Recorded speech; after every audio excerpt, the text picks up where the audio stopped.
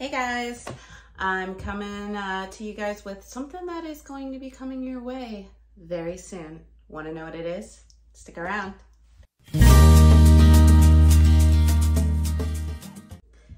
Hey guys, if you are new here, welcome to The Booked Path. I'm Nicole, and if this isn't your first rodeo, thanks for sticking around with me. I really appreciate you guys. Today is my second video in my coming soon series that I was hoping to get off the ground. And for those of you who don't know, my coming soon series is kind of my take at looking at books where usually I've received an arc and I want to give it a little bit of special treatment before it comes out to go over this and let you guys know what's coming your way soon and if it's worth checking out. So for this video, I had an author reach out to me with a book, and she basically said it was coming out the end of February, and was wondering if I would take a look. And so I read a little bit of the synopsis on it, and so did my husband because he was reading right over my shoulder, and he goes, yeah, that sounds like you. And I was like, yeah, it does. So I was like, sure, I'll take a look at it. And I am so happy that I did. And the book that I am talking about is The Shadow of Theron by Kathryn Troy. It was sent to me as a fantasy romance. By the end of it, I felt it was more fantasy adventure with romance, but there is a large romance component. It just focuses for the majority of the book more on the courtship, with a few spicy scenes at the end. But this book was fantastic. I loved it. By far the best thing I have read this year so far. Where to begin? Basically, the story is, you have this world which has a lot of kind of Spanish kind of influence with it. You have the Dons, which are kind of like the lords of the neighboring lands, or the dukes, or some part of nobility. You also have this kind of religious system underneath where there's the worship of these three goddesses. Sometime long ago, there was an evil sorcerer who wanted to gain godlike powers, and so one of the goddesses kind of finds a human, bestows upon him great gifts, and that human is Theron, and he goes and he fights and he wins, and everybody proclaims, Theron's this hero. There's this, I think it's Argos is the sorcerer turned, almost godlike powers that was killed by Theron long before, and there's this kind of religion or faith based on these goddesses that try to protect humanity against this. There is some magic in here, but it's reserved more for the priestesses who serve the goddesses, and it's done through spells and casting stones, things like that. But what you have is you have this town, and in this town you have Lissandro, and Lissandro is a young Don, like a young part of nobility. He's like 20 years old, very caring about the people around him. He lives separately from his father. His mother has passed away, and he is on edge because the town magistrate is bad. He is very villainous. He's not doing anything to help the people. And so Lissandro tries to speak out against the magistrate, who is named Lothran Merrick. Sometimes he goes by Lothran in the book, sometimes he goes by Merrick. And they're just kind of at odds. Merrick doesn't like Lissandro because he knows that Lissandro has the power to sway the people against his power.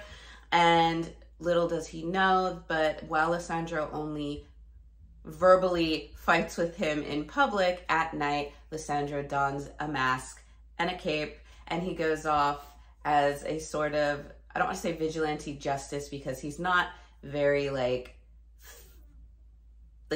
he's not very aggressive in that nature, but he does go to investigate and kind of spy on Merrick and find out what's really going on. There are sword duels.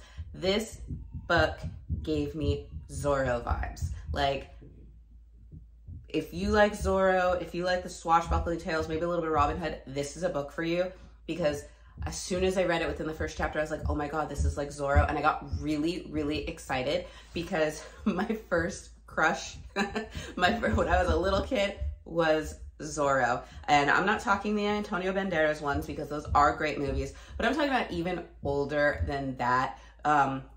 When I was little, I used to stay up on, I think it was Saturday nights, because I knew at midnight they would release the old black and white Zorro episodes of the old show. And I had to like stay up and sit through, like, I think it was like Darkwing Duck or something, and I didn't like that. So I tried to do it, and I just loved Zorro. I loved growing up with the Zorro, and then you had the Zorro movies. And so this just hit home for me and just blew it out of the water because, like I said, it's Zorro. It's Zorro with a little bit of, you know, Robin Hood. I mean, he doesn't exactly steal from the rich to give to the poor, but it's that character of this kind of masked savior who is very witty and cunning and charming, and, you know, it just has that kind of just skillful with the sword. I mean, just that kind of personality and everything, and I loved it. So Merrick doesn't know that Theron is Lysandro. It's not a big spoiler because you find this out within like the first 2 chapters of the book, who the shadow of Theron is. The shadow of Theron is what the people call Lysandro when he's wearing the mask. That's the name they've dubbed him in honor of Theron, the great hero from before. So you have this kind of taking place, and what happens is you find out that Merrick is trying to steal sacred relics to empower himself, bring back Argos. You're not very clear on it. You have to read the book to find out what really is going on. But Lysandro doesn't know why. He just knows that he's stealing. And in Lysandro's mind, his purpose is to get Merrick out of the city, out of the town, doesn't want him as magistrate, and try to stop him from having the sacred relics, like put him away, basically. Put him in prison, whatever needs to happen, happens. And this kind of gets even more, you know, the stakes get upped a little bit when you have the arrival of the beautiful Seraphine, or Sarah as she gets called. Sarah has been sent away by her parents to a school to train her to be a lady. That is not exactly what happens. You will have to read the book to find out what her path truly was growing up, but she's back in town, and Lysandro is like love at first sight. And what I loved about it is the courtship between the two. Sarah is not your damsel in distress. I mean, she is to some degree because she has to kind of play the part, but she is extremely smart. She's got some skills of her own, and she's I don't want to call it banter between Lysandro and Sarah, but there's definitely high intellectual conversation type. She's not you know, just your regular lady that you would expect of like the 1800s or 1700s. She's, you know, she's more. And he is just so captivated by her beauty. He's captivated by her mind. And what happens, like I said, very early on, is Lysandro gets caught saying some things to her father about how he kind of wants to marry her. And he's wanting to do it, one, because he's falling in love with her, but two, because he wants to protect her from Merrick, who she has caught his eye. And she kind of overhears that and gets a little miffed because she wants to marry for love. She doesn't think Lysandro loves her. She doesn't know that he does. And in a way to try to soothe her, Lysandro dresses up as Theron and meets her that way. So you have Sarah starting to fall for Lysandro and for the shadow of Theron. So you have this kind of dynamic where, does she know who he really is? He starts to wonder, does she love him only as Lysandro, or does she love him as only as, you know, the shadow of Theron? So there's that kind of stuff. all around this backdrop that's going on. Of Merrick trying to steal the sacred relics to gain power, of Lysandra trying to find out what's going on. And then to add to it, because, you know, you're just going to keep adding to this, you know, great story, you have these priestesses that have been chosen to be basically like a detective. They have to go and try to find out who is stealing these sacred relics, because the sacred relics are being stolen from their temples. So you have one priestess who is more of the, I want to say more of the mental powers, where she's able to assess if you're lying to her or not. She casts the stone. She does a little bit more of the spell making. And then you have another priestess who is more renowned for her fighting skills and combat skills. She's more of a warrior priestess, and how their friendship is kind of bonding, and how they're proceeding to discover that Lysandra might not just be who he thinks he is. There might be a secret to his family line and what's going on there, and that there's this great battle that needs to happen because Argos may be rising, and who is everybody's, like, what is everybody's role in this great epic battle to come? And it's just, I know, like, mind blown. That's a lot for one book. This is supposed to be, I think it's a duology, maybe a trilogy, but there's at least gonna be one more book to follow, and I can't wait for it. Like I said, I loved Lysandro. I loved that he could be like that Zorro character. He could be witty, he could be funny, he could be charming, he could be so romantic. Like, he was it. And I love the way that he has this caring heart. Like, you see him being witty and powerful, you know, debate wise, but then you see him have a heart, because he has the horse called Hurricane, which, you know, every great masked hero needs an awesome named horse, you know, it just happens. But he has Hurricane, and when he's injured in one scene, he's having Hurricane, you know, ride like the wind, get me there. And when he's done, or when he's like on his road to healing, he goes to the stables to see Hurricane, and it's just the way that he communicates with Hurricane and bonds with Hurricane to tell Hurricane that, you know, you did well, you were amazing, like, just kind of thanking a horse. It just shows you on a level that he's just this really great, caring, you know, good guy. Merrick is vile. He is absolutely disgusting. If you want to not like a villain, like, she wrote him, like, you just don't like him. There is, like, nothing redeemable about this man. I will say, obviously, there is some fight scenes in here. There may be a few language, like curse words. There is a very short, I'm talking like a paragraph long, sexual assault scene towards the end. And for me, it was just gross. It wasn't overly descriptive. It wasn't, you know, I've read scenes that are similar, and this was very light to me. But it did kind of come out of nowhere, and it just made the villain even more vile to me. But I do want to bring that up because I know that that can be a trigger for some people. Like I said, it is only like a paragraph. So just be cautioned for that. But other than that, like I said, I really loved the courtship. I loved, you had kind of them trying to figure out and solve these puzzles. You had this beautiful, like, faith and spirituality that you get to see as the story unfolds, glimpses of what these goddesses represented, what they did, the stories coming together. And you just have all these pieces that seem to come together at the end in a really great way. The climax scene was something that, like, visually I could see it in my head like a movie.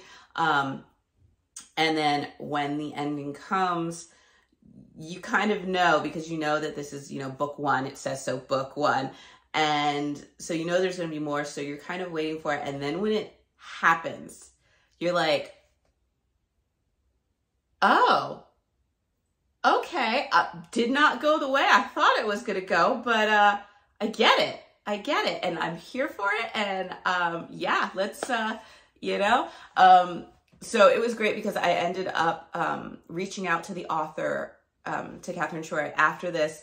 And I asked her, I said, you know, did Zorro influence, you know, what you were writing? Because I hadn't really read outside of what was given to me and like a few things on like Goodreads, but I didn't see all the other comments of, oh, this was Zorro-like or heavily influenced. I didn't see that. So like I reached out to her and I was like, were you influenced by Zorro at all? And she's like, yes, that was one of the inspirations for it, because they also, you know, liked the old Zorro stories.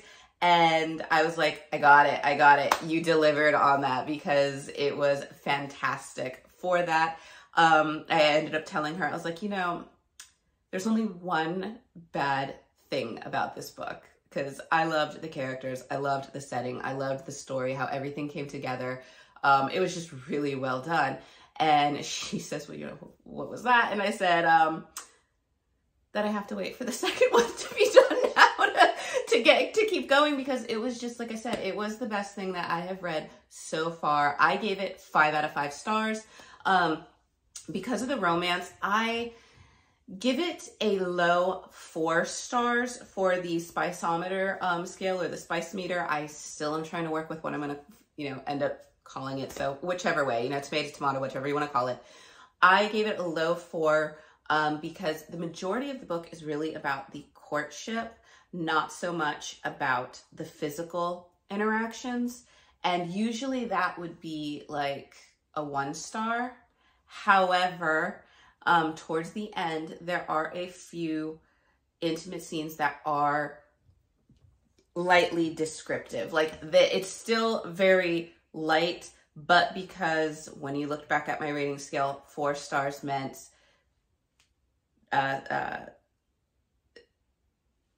sexual,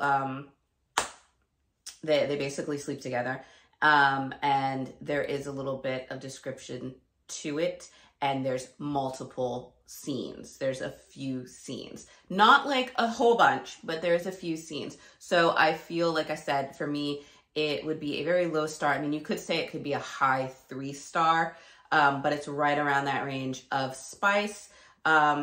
It's descriptive, but very tastefully done. It fits with the rest of the book. So like I said, Kathryn Shore, you did fantastic. I loved this book. I believe this comes out towards the end of the month. I want to say February 28th. Let me double check real quick before I give. I'm gonna just scooch over here and check.